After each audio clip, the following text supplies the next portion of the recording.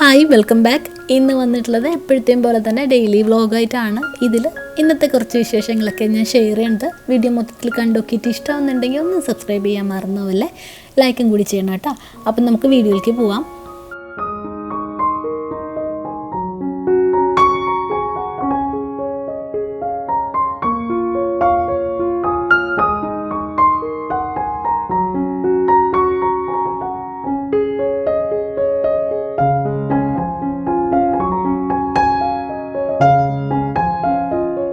ആദ്യം തന്നെ കുറച്ച് ഇഞ്ചിയും വെളുത്തുള്ളിയൊക്കെ ഒന്ന് തോല് കളഞ്ഞ് നന്നാക്കി എടുക്കുകയാണ്. ജിഞ്ചർ ഗാർലിക് പേസ്റ്റ് തീർന്നു പോയിട്ടുണ്ടായിരുന്നു, അപ്പോൾ അതുണ്ടാക്കാൻ വേണ്ടിയിട്ട് കേട്ടോ. അപ്പോൾ ഞാൻ സാധാരണയായിട്ട് ജിഞ്ചർ ഗാർലിക് പേസ്റ്റ് വീട്ടിൽ തന്നെ ഉണ്ടാക്കിയെടുക്കുക. ഇപ്പോൾ കുറേ നാളായിട്ട് ഇങ്ങനെ തന്നെ ചെയ്യാം കേട്ടോ. മറ്റേതിനേക്കാളും ഇങ്ങനെ ചെയ്യുമ്പോൾ നമുക്ക് ആ ഒരു ഇങ്ങനെ ചെയ്ത് നോക്കിയിട്ടുള്ളവർക്ക് അറിയുന്നുണ്ടാവും ആ ഒരു ടേസ്റ്റ് വ്യത്യാസം അല്ലേ. മറ്റേതിനൊരു എനിക്ക് എപ്പോഴും ഞാൻ മുന്നേ യൂസ് ചെയ്തിട്ടുണ്ട്, ഈ കടയിൽ നിന്ന് വാങ്ങിക്കുന്ന ജിഞ്ചർ ഗാർലിക് പേസ്റ്റ് ഇല്ലേ, അതിന് എന്തിൻ്റെയൊക്കെയോ ഒരു കുത്തുണ്ട്, ഒരു വിനീഗറിൻ്റെ കുത്തോ അങ്ങനെ എന്തൊക്കെയോ എനിക്ക് തോന്നാറുണ്ട്. അത് കറികളിൽ നമ്മൾ ചേർത്താലും ആ ഒരു ഇതിങ്ങനെ മുന്നിട്ട് നിൽക്കും, ആ ഒരു ഫ്ലേവർ വരാറുണ്ട്. അപ്പോൾ ഞാൻ പിന്നെ ഇപ്പോൾ കുറേ ആയിട്ട് വീട്ടിൽ തന്നെ ഉണ്ടാക്കുക. അപ്പോൾ അതിന് വേണ്ടിയിട്ടുള്ള സാധനങ്ങളൊക്കെ ഒന്ന് നന്നാക്കി എടുക്കുകയാണ്.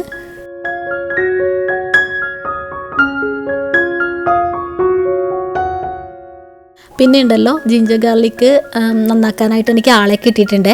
അപ്പോൾ എൻ്റെ ഹസ്ബൻഡ് ചെയ്തു തരാമെന്ന് പറഞ്ഞിട്ടുണ്ട്. അങ്ങനെ അതെടുത്ത് പോയിട്ടുണ്ട്. അപ്പോൾ ആ ഒരു സമയം കൊണ്ട് ഈ മല്ലിയിലയും പുതിനയിലെല്ലാം ഇന്ത്യൻ ഷോപ്പിൽ നിന്ന് വാങ്ങിച്ചിട്ടുണ്ടായിരുന്നു. ഇതിങ്ങനെ ഒത്തിരി ആയിട്ടാണ് കിട്ടുക. അപ്പോൾ ഞാൻ സാധാരണയായിട്ട് എൻ്റെ വീഡിയോസ് കാണുന്നവർക്കറിയാം, ഞാൻ ഇങ്ങനെ ടിഷ്യൂവിൽ കഴുകി നന്നാക്കിയിട്ട് അതിൽ വെള്ളമൊക്കെ കളഞ്ഞിട്ട് ടിഷ്യൂമേൽ ഇങ്ങനെ പൊതിഞ്ഞിട്ട് ഫ്രിഡ്ജിലേക്ക് വെക്കുക കേട്ടോ ചെയ്യാം. നമ്മൾ ടിഷ്യൂവിൽ ഇങ്ങനെ പൊതിയുമ്പോൾ അത് നന്നായിട്ട് ഇങ്ങനെ പ്രസ്സാക്കിയിട്ട് അങ്ങനെ ചെയ്യാൻ പാടില്ല കേട്ടോ. എന്നുവെച്ചിട്ട് ഒരുപാട് ലൂസാക്കിയിട്ടും ചെയ്യാൻ പാടില്ല.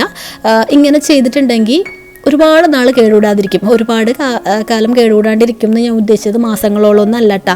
ഒരു 3 ആഴ്ചയൊക്കെ എങ്ങനെ പോയാലും ഒന്നും കേടുവരാണ്ടിരിക്കും. പിന്നെ അതിനുശേഷം അങ്ങനെ ചീഞ്ഞു പോവില്ല. പക്ഷേ ഒരു 3 ആഴ്ച എല്ലാം കഴിയുമ്പോൾ ചിലപ്പോൾ ആ ഇലകളൊക്കെ ഇല്ലേ, അതിങ്ങനെ മഞ്ഞ കളർ വരാൻ തുടങ്ങും, അത്രേ ഉള്ളൂ. അല്ലാണ്ട് ചീഞ്ഞു പോവില്ല. എന്തായാലും 3 ആഴ്ച നന്നായിട്ടിരിക്കട്ടെ.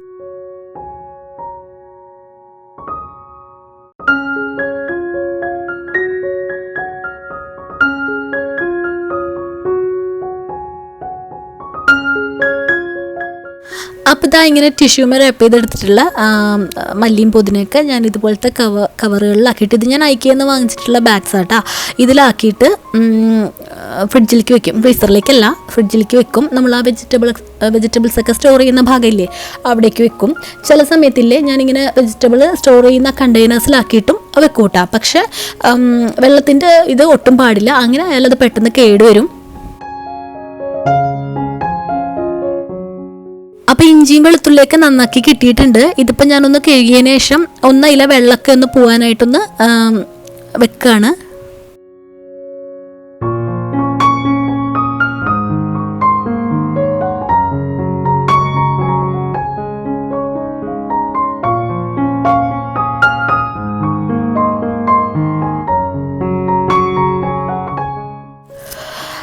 പിന്നെ ഇത് മിക്സിയുടെ ഒരു ചെറിയ ജാറില്ലേ, അതിലിട്ടിട്ട് ഒന്ന് എന്താ പറയുക, നന്നായിട്ടൊന്ന് പേസ്റ്റാക്കി എടുക്കുക ഞാൻ ചെയ്യാറ്.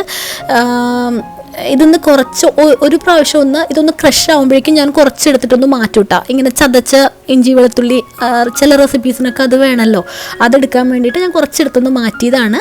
ബാക്കിയുള്ളതിലേക്ക് കുറച്ച് ഉപ്പും പിന്നെ കുറച്ച് ഓയിലും കൂടിയിട്ട് ചേർത്ത് കൊടുക്കും.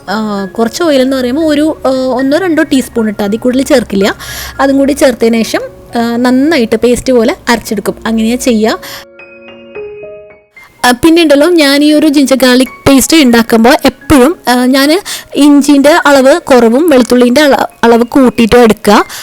അപ്പോൾ കറക്റ്റായിട്ട് പറയുകയാണെങ്കിൽ ഇപ്പം ഞാൻ ഇതിലെടുത്തിട്ടുള്ളത് ഇഞ്ചി ഒരു 50 ഗ്രാംസ് എല്ലാം വരും, വെളുത്തുള്ളി ഒരു 70 to 75 ഗ്രാംസ് എല്ലാം എടുക്കും കേട്ടോ.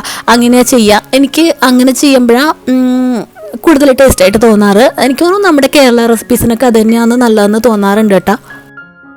അപ്പോൾ അത് നന്നായിട്ട് പേസ്റ്റ് പോലെ ആക്കി എടുത്തിട്ടുണ്ട്. ഇതുപോലത്തെയുള്ള ഗ്ലാസിൻ്റെ കണ്ടെയ്നേഴ്സിലേക്ക് ആക്കിയിട്ട്, ഇതും ഞാൻ ഐക്കയിൽ നിന്ന് വാങ്ങിച്ചിട്ടുള്ള സ്റ്റോറേജ് കണ്ടെയ്നറാണേ. അപ്പോൾ അതിലാക്കിയിട്ട് ഫ്രിഡ്ജിലേക്ക് സൂക്ഷിച്ച് വെക്കുക ചെയ്യുക. ഫ്രീസറിലേക്കല്ല, ഫ്രിഡ്ജിലേക്ക്. അതിലാ ക്രഷ് ചെയ്തെടുത്തിട്ടുള്ളതില്ലേ, അത് വേഗം തീരും. ഇത് വേഗം തീരും. 1-2 ദിവസം കൊണ്ടെല്ലാം എടുക്കൂട്ടാ ഞാൻ. മറ്റേത് കുറച്ച് നാളത്തേക്ക് കുറച്ച് ദിവസത്തേക്ക് വേണ്ടിയിട്ട് അരച്ച് വെച്ചിട്ടുള്ളതാണ്.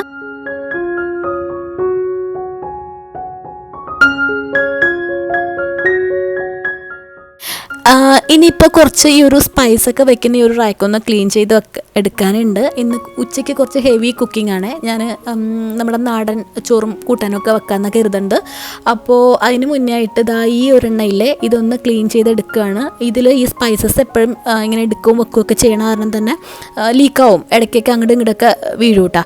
അപ്പോൾ അതൊന്ന് അതിൽ ആ ഒരു എന്താ പറയുക, ഒരു എന്താ പറയുക, കവർ പോലൊരു സാധനം ഞാൻ അതിനകത്ത് ഇട്ടിരുന്നില്ലേ, അതെടുത്തൊന്ന് വാഷ് ചെയ്ത് ഡ്രൈ ആവാനായിട്ട് ഇട്ടിട്ടുണ്ട്. അതിനുശേഷം ആ റാക്സും ഒന്ന് കഴുകി വെച്ചിട്ടുണ്ട്. ഇനിയിപ്പോൾ ഈ ഒരു ഈ കുപ്പികളിലൊക്കെ ചിലതിലൊക്കെ തീർന്നിട്ടുണ്ട്. അപ്പോൾ അതൊന്ന് റീഫിൽ ചെയ്യാനും കൂടി ഉണ്ട്.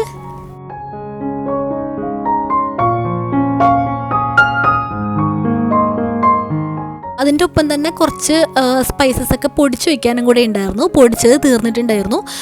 അതായത് പെരുംജീരകം ഇല്ലേ, വലിയ ജീരകം എന്നെല്ലാം പറയുന്ന അത് പൊടിക്കാനുണ്ടായിരുന്നു. പിന്നെ കുറച്ച് കുരുമുളകും ഒന്ന് പൊടിച്ച് വെക്കാനുണ്ടായിരുന്നു. അപ്പോൾ അതൊക്കെ ചെയ്തെടുത്തതിന് ശേഷം ഇത് ഉണങ്ങി വന്നിട്ടുണ്ടെന്നില്ല, ഉണക്കിയെടുത്തിട്ടുണ്ട്. അത് തിരിച്ചിതിലേക്ക് വെച്ച് കൊടുക്കുക കേട്ടോ. അതിനുശേഷം സ്പൈസസൊക്കെ ഓർഗനൈസ് ചെയ്ത് വെക്കുകയാണ്.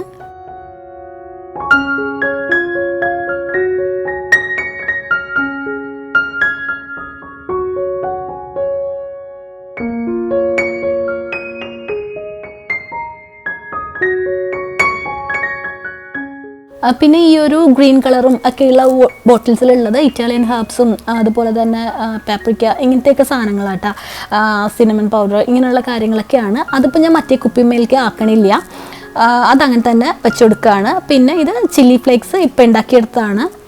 അതുപോലെ തന്നെ മറ്റേ വെള്ള കളറിലുള്ളത് സെസമി സീഡ്സും.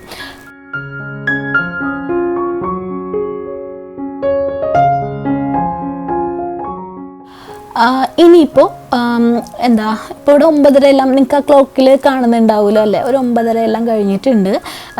അപ്പോൾ ഞാൻ വാക്യൂം ചെയ്തിട്ടുണ്ടായിരുന്നു ഓൾറെഡി. അപ്പോൾ അതൊക്കെ കഴിഞ്ഞിട്ടുണ്ട്, അങ്ങനത്തെ കാര്യങ്ങളെല്ലാം കഴിഞ്ഞിട്ടുണ്ട്. ഇനിയിപ്പോൾ ഈ ഒരു കുറച്ചൊരു ഊതൊന്ന് കത്തിച്ചേക്കാന്ന് വെച്ചിട്ട് അങ്ങനെ നിൽക്കുകയാണ്. ഞാനിങ്ങനെ വീട്ടിൽ ഊത് കത്തിച്ച് വെക്കൂട്ടാ, എനിക്ക് ഭയങ്കര ഇഷ്ടമാണ് വീട്ടിൽ. പക്ഷേ ഈ ഊത് നിങ്ങൾക്ക് അറിയുന്നുണ്ടാവുമല്ലോ, ചിലതൊക്കെ ഭയങ്കര സ്ട്രോങ് ആയിട്ടുള്ള മണമാണ്. ആ ഒരു സ്മെല്ല് എനിക്ക് പറ്റില്ല. എനിക്ക് ഈ മൈഗ്രെയിൻ ഉള്ളതുകൊണ്ട് അത് വരും, സ്ട്രോങ് ആയിട്ടുള്ള സ്മെല്ലൊക്കെ ഇതാക്കിയിട്ടുണ്ടെങ്കിൽ. അപ്പം ഞാൻ വാങ്ങിക്കുമ്പോൾ എപ്പോഴും കുറച്ചൊരു നല്ല എന്താ പറയുക, മൈൽഡ് ആയിട്ടുള്ള സ്മെല്ലുകളില്ലേ, ഈ വെനില അല്ലെങ്കിൽ അങ്ങനത്തേക്ക് ഇല്ലേ, അതുപോലെയുള്ള സ്മെല്ലുകളാട്ടോ ഞാൻ അധികവും യൂസ് ചെയ്യൽ. അതാകുമ്പോൾ കുഴപ്പമില്ല, നല്ല മണമാണ്. അപ്പോൾ അതും കൂടി ഒന്ന് കത്തിച്ച് വയ്ക്കുകയാണ്. ഇതിപ്പോൾ ഞാനിങ്ങനെ ചാക്കോൾ കത്തിച്ച് വെച്ചിട്ട് ഉള്ള ബേണറാണ് യൂസ് ചെയ്യണേ, അല്ലാതെ ഇലക്ട്രിക്കിൻ്റെതും ഇടയ്ക്ക് യൂസ് ചെയ്യും. ഇപ്പോൾ ഇത് ഞാൻ എത്തവണ നാട്ടിൽ പോയിട്ട് വന്നപ്പോൾ വാങ്ങിച്ചതായിരുന്നു. എനിക്കത് കണ്ടിട്ട് ഭയങ്കര ഇഷ്ടമായിട്ട് വാങ്ങിച്ചതാട്ടോ. അതിൻ്റെ ആ ഒരു ഷേപ്പും ആ ഒരു കളറും ഒക്കെ കണ്ടിട്ട് ഇഷ്ടമായിട്ട്. സാധാരണ ഈ ഒരു കളറിലുള്ളത് കാണലില്ല, എപ്പോഴും മറ്റേ കോപ്പർ കളറോ ഗോൾഡ് അല്ലെങ്കിൽ അങ്ങനത്തെയൊക്കെ കളേഴ്സിലുള്ളതല്ലേ കാണാറ്. അപ്പോൾ ഈ ഒരു ബ്ലാക്ക് കണ്ടപ്പോൾ അത് ഭയങ്കര ഇഷ്ടമായിട്ട് അങ്ങനെ വാങ്ങിച്ചതാണ്. അതിനുശേഷം ഇതാ ഉച്ചക്കലത്തേക്കുള്ള കാര്യങ്ങൾ തുടങ്ങിയിട്ടുണ്ട്. ഇന്ന് കുറച്ച് നേരത്തെ സ്റ്റാർട്ട് ചെയ്തിട്ടുണ്ട്. ഇപ്പോൾ ഇത് വെക്കണത് മീൻകറി ഉണ്ടാക്കാൻ വേണ്ടിയിട്ടാണ്. ഇന്ന് മീൻകറിയും അതുപോലെ തന്നെ ഫിഷ് ഫ്രൈയും പിന്നെ കോവയ്ക്ക ഉപ്പേരിയും ഒക്കെയാണ് ഉണ്ടാക്കുന്നത് കേട്ടോ. പിന്നെ ചോറും. പിന്നെ ഉണ്ടല്ലോ, ഞാനങ്ങനെ ഹെവി കുക്കിംഗ് എപ്പോഴും ചെയ്യുന്ന ആളൊന്നല്ല കേട്ടോ. അപ്പോൾ ചെയ്യുമ്പോൾ മാത്രമാണ് ഞാനത് വീഡിയോയിൽ കാണിക്കാറുള്ളത്. അപ്പോൾ ഇന്ന് ഉണ്ടാക്കുന്നത് മീൻകറിയാണ്. മീൻകറി നേരത്തെ പറഞ്ഞല്ലോ. അപ്പോൾ ഇത് ഞാൻ സാധാരണയായിട്ട് വെക്കാറുള്ളൊരു മീൻകറിയേ അല്ല ഇപ്പോൾ വെക്കുന്നത് കേട്ടോ. ഇത് ട്രിവാൻഡ്രം സ്റ്റൈലിലുള്ള ഒരു ഫിഷ് കറി ആണ്. ഞാനിപ്പോൾ ഇത് യൂട്യൂബിലൊക്കെ കുറേ നോക്കിയിട്ട് എനിക്ക് ഇഷ്ടപ്പെട്ട ഒരു റെസിപ്പി അങ്ങനെ ചൂസ് ചെയ്ത് അങ്ങ് ചെയ്യുകയാണ് കേട്ടോ. ഞാനൊരു വീഡിയോയിൽ ഇത് കണ്ടപ്പോൾ എനിക്ക് എന്താ പറയുക, ഭയങ്കര ഒരു ഇത് തോന്നി ഉണ്ടാക്കാനായിട്ട്. അപ്പോൾ അങ്ങനെ ഞാൻ ചെയ്ത് നോക്കണം. ഞാൻ ഇതിന് മുമ്പും ഒരു വട്ടം ചെയ്തിട്ടുണ്ടത് അങ്ങനെ. അപ്പം അതിന് വേണ്ടിയിട്ട് തേങ്ങയിലേക്ക് ഉള്ളിയും മഞ്ഞൾപ്പൊടി മുളക് പൊടി ഇതൊക്കെ ഒന്നും വറുത്തിട്ടൊന്നുമില്ല, അങ്ങനെ തന്നെ ചേർത്തിട്ട് നല്ലോണം പേസ്റ്റ് പോലെ അരച്ചിട്ട് ചട്ടിമിൽക്ക് ചേർത്ത് കൊടുത്തിട്ടുണ്ട്. എന്നിട്ട് ഇതൊന്ന് തിളപ്പിച്ചെടുക്കും കേട്ടോ. ഉപ്പും കൂടി ചേർത്തിട്ട് ഇതൊന്ന് തിളപ്പിച്ചെടുക്കും. ഉലുവേൻ്റെ പൊടി ഇതിനകത്ത് ചേർത്ത് കൊടുത്തിട്ടുണ്ട്. ഞാൻ കണ്ട ഒരു റെസിപ്പിയിൽ തേങ്ങയൊക്കെ അരച്ചതിനൊപ്പം തന്നെ ഉലുവ ചേർത്തിട്ട് അങ്ങനെ അരയ്ക്കായിരുന്നു. പക്ഷേ ഞാനിപ്പോൾ ഉലുവേൻ്റെ പൊടിയാണ് ചേർത്ത് കൊടുത്തിട്ടുള്ളത്. ഇതിലേക്ക് മുരിങ്ങക്കോലും മാങ്ങയും കൂടി ചേർത്ത് കൊടുക്കുന്നുണ്ട്. പിന്നെ ഇതില്ലേ ഞാൻ കണ്ട അതിലൊക്കെ റെസിപ്പിയിലൊക്കെ എല്ലാത്തിലും അല്ല, പക്ഷേ ഈ ഒരു മുളക് ഉണ്ടെങ്കിൽ എന്തോ ഒരു പേര് പറയും ഈ ഒരു മുളകിന്, ഇങ്ങനെ ഈ ഒരു ഷേപ്പിൽ തന്നെയാണ് മുളകുള്ളത്. അപ്പം ഈ ഒരു മുളക് ഉണ്ടെങ്കിൽ ചേർക്കണം, ഭയങ്കര ടേസ്റ്റാണെന്ന് പറഞ്ഞിട്ടുണ്ടായിരുന്നു. അപ്പോൾ എനിക്ക് സൂപ്പർ മാർക്കറ്റിൽ നിന്ന് ഈ ഒരു മുളക് ഇന്ന് ഇന്ത്യൻ സൂപ്പർ മാർക്കറ്റിൽ നിന്ന് കിട്ടിയതാട്ടാ ഇന്നലെ പോയപ്പോൾ.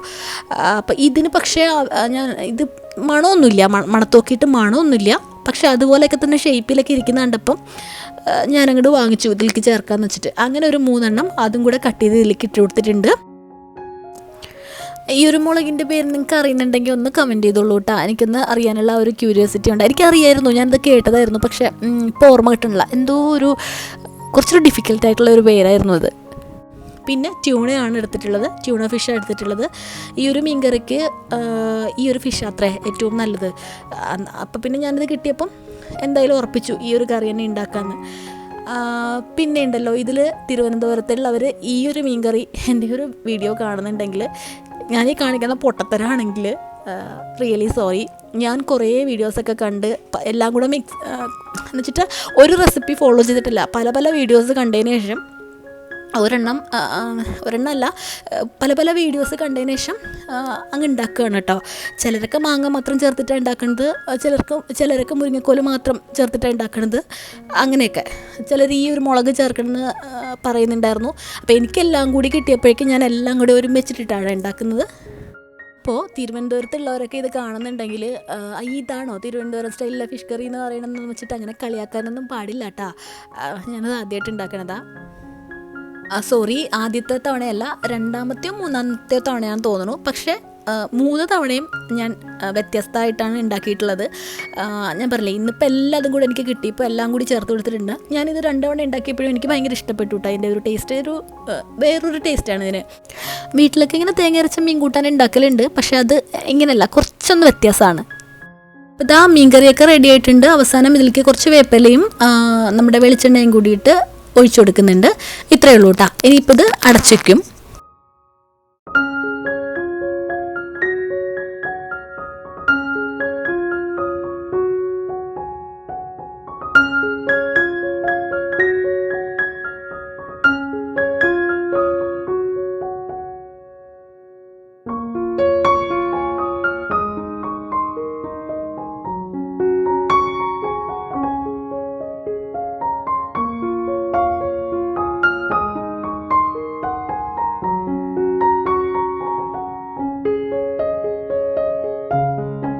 ഇപ്പോൾ ഇതാ പാനിലേക്ക് കോവയ്ക്ക ഉണ്ടാക്കാനായിട്ട് ഇട്ട് കൊടുത്തിട്ടുണ്ട്. ഇവിടെ ഇവരുടെയൊക്കെ ഫേവറേറ്റ് ആയിട്ടാണ് ഈ കോവയ്ക്ക ഉപ്പേരി. നല്ല മുരിച്ചെടുക്കേണ്ടത്. ചില സമയത്ത് ഞാൻ ഒരുപാട് മുരിച്ചൊന്നും എടുക്കില്ല. കോവയ്ക്കയിലേക്ക് ഉപ്പും കൂടി ചേർത്ത് കൊടുത്തിട്ടുണ്ട്. എന്നിട്ട് ഇതൊന്ന് അടച്ചു വെച്ച് കുക്ക് ചെയ്തെടുക്കും. ഇവർക്കിത് ഭയങ്കര ഇഷ്ടമാണ്. പ്രത്യേകിച്ച് എൻ്റെ മോൾക്ക് ഇത് ഭയങ്കര ഇഷ്ടമാണ്. എനിക്ക് ഇഷ്ടമാണ് എന്ന് വെച്ചിട്ട് ഫേവറേറ്റ് ഒന്നും അല്ല കേട്ടോ എൻ്റെ.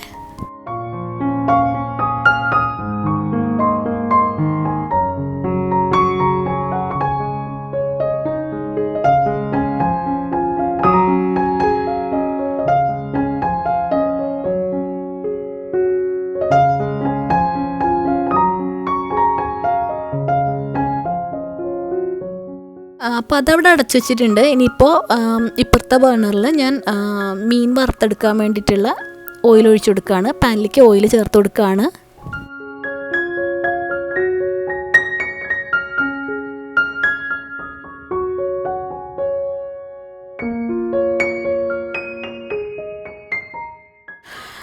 പിന്നെ കുറച്ച് വേപ്പിലയും കൂടി ചേർത്ത് കൊടുത്തതിന് ശേഷം മീനിൻ്റെ പീസുകളും കൂടി ഇട്ട് കൊടുക്കുക കേട്ടോ.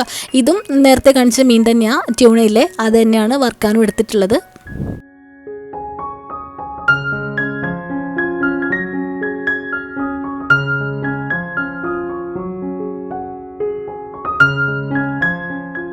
ഉണ്ടല്ലോ, ഈ ഫ്രഷ് ആയിട്ടുള്ള ട്യൂണ അങ്ങനെ കിട്ടില്ല, വല്ലപ്പോഴും എല്ലാം മാത്രമേ കിട്ടുള്ളൂ. മറ്റേ ഫ്രോസണും ക്യാൻഡും ഒക്കെ കിട്ടും, പക്ഷേ ഈ ഒരു ഫ്രഷ് ആയിട്ടുള്ള ട്യൂണ ചില സമയത്തെല്ലാം ഇന്ത്യൻ ഷോപ്പിൽ കിട്ടും. അങ്ങനെ ഞാൻ ഇന്നലെ പോയപ്പോൾ കണ്ടപ്പോൾ അങ്ങനെ വാങ്ങിച്ചതാട്ടാ.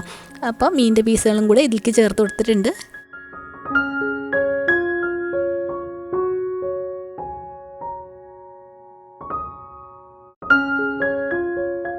അതിനുശേഷം അത് ഇതിനിടയ്ക്ക് വേറെ കുറച്ച് കാര്യങ്ങളൊക്കെ ചെയ്യാൻ പോയേക്കായിരുന്നു. അത് തിരിച്ച് വന്നപ്പോഴേക്കും മീനൊക്കെ റെഡി ആയിട്ടുണ്ട് കേട്ടോ. അതൊക്കെ ഓയിലിൽ നിന്ന് കോരി മാറ്റിയിട്ടുണ്ട്. അപ്പുറത്ത് ഇതാ കോവയ്ക്ക ഉപ്പേരിയും റെഡി ആയിട്ടുണ്ട്. അതിലേക്ക് കുറച്ച് മുളക് പൊടി ചേർത്ത് കൊടുത്തിട്ടുണ്ട്. അപ്പോൾ അതൊക്കെ റെഡി ആയിട്ടുണ്ട്. ഇനിയിപ്പോൾ ഇതാ ലഞ്ച് കഴിക്കുന്ന ടൈമായിട്ടുണ്ട്. ഫുഡ് സെർവ് ചെയ്യാണ്. കോവയ്ക്ക ഉപ്പേരിയും ചോറും മീൻ വറുത്തതും പിന്നെ നമ്മുടെ ട്രിവാൻഡ്രം സ്റ്റൈൽ ഫിഷ് കറിയും. അപ്പോൾ ഞാനത് ഫിഷ് കറിയില്ലേ അത് ചോറിൻ്റെ മുകളിലേക്ക് ഒഴിച്ചു കൊടുക്കാം കേട്ടോ. അപ്പോൾ ഇത്രയ്ക്കാണ് ഇന്നത്തെ ഒരു വീഡിയോയിലുള്ളത്. വീഡിയോ നിങ്ങൾക്ക് ഇഷ്ടമായിട്ടുണ്ടെങ്കിൽ ഉറപ്പായിട്ടും ലൈക്കും ഷെയറും സബ്സ്ക്രൈബും കമൻറ്റ് എല്ലാം ചെയ്യാൻ മറക്കരുത്. കമൻറ്റ് എന്തായാലും ചെയ്യാൻ മറക്കല്ലേ കേട്ടോ, ലൈക്കും കൂടിയിട്ട്. അപ്പോൾ പുതിയൊരു വീഡിയോ ആയിട്ട് ഞാൻ അടുത്ത ആഴ്ച വീണ്ടും വരാം. Thank you, by.